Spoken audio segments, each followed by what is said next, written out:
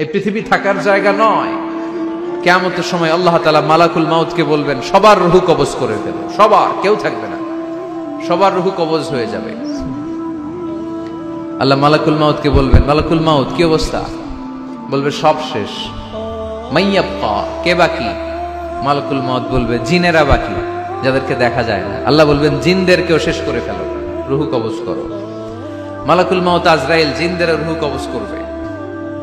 আল্লাহ এবার জিজ্ঞেস করবে, ইয়া মালাকাল মাউত আখবিরনি মাইয়াবকা, এবার বলো আর কে বাকি?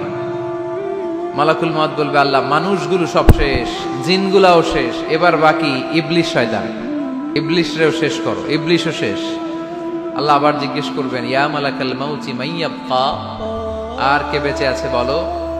মালাকুল মাউত বলবে, আল্লাহ আপনার কথা অনুযায়ী পৃথিবীর সব মানুষের রূহ কবজ করলাম, সব জিনদের রূহ কবজ করলাম, ইবলিসের রূহ কবজ করলাম, এখন আছে শুধু ফেরেশতারা।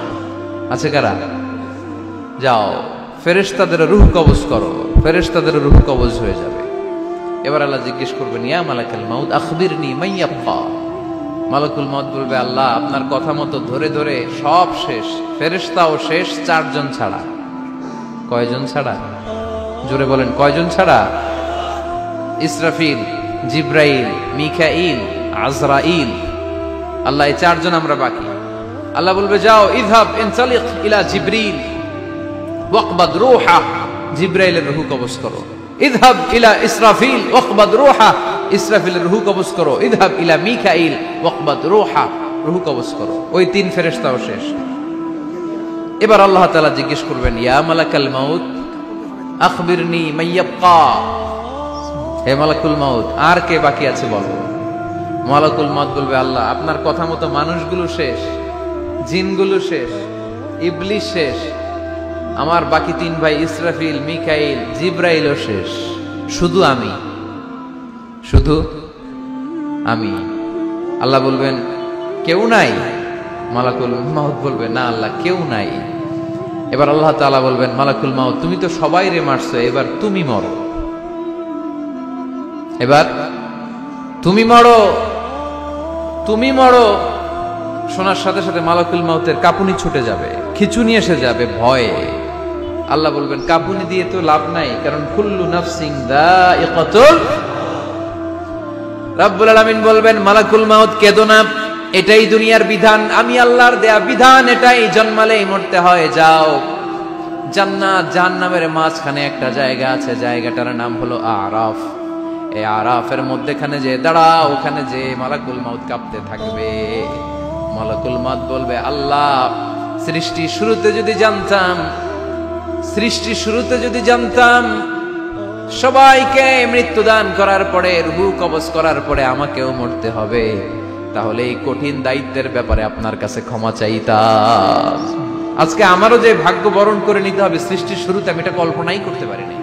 আল্লাহ বলবেন, নো টক, মত, ইয়া মালাকাল মাউত মর, মরে যা, মত, মরে যাও। বলার সাথে সাথে মালাকুল মাউত এক বিকট চিৎকার হাঁকিয়ে মরে যাবে।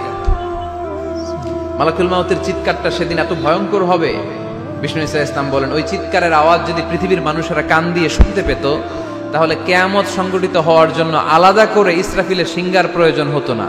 ওই চিৎকারের আওয়াজে প্রতিটা মানুষ কানের পর্দা ফেটে ওই জায়গায় লাশ হয়ে পড়ে যেত। এবার ডানে বায়ে সামনে পেছনে উপরে নিচে কেউ নাই, একজন ছাড়া। জোরে বলতে হবে, তিনি কে? আল্লাহ তখন পৃথিবীকে একটা ডাক দিবেন, বলবেন, ইয়া দুনিয়া আইনা আনহারুকি, এই পৃথিবী তোর নদীগুলো কোথায়? ইয়া দুনিয়া আইনা আশজারুকি, এই পৃথিবী তোর গাছগুলো কোথায়? বটতলা। ইয়া দুনিয়া আইনাল জিবাল, তোর বড় বড় মাউন্ট এভারেস্ট পাহাড়, আলাস্কা পর্বতমালা, আলপস পর্বতমালা, এগুলো কোথায়? তুর পাহাড় আজকে কোথায়? ইয়া দুনিয়া আইনাল মুলুক, রাজা বাদশারা কোথায়, যারা ক্ষমতার দাপটে পা জমিনে ফেলতে চাইতো না? আইনাল জাবাবেরা, অত্যাচারী স্বৈর শাসকগুলো আজকে কোথায়? কোথায় আজকে? কোনো আওয়াজ নাই।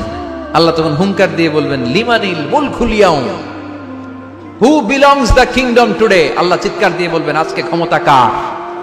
আওয়াজ করে বলেন, সেদিন ক্ষমতা কার?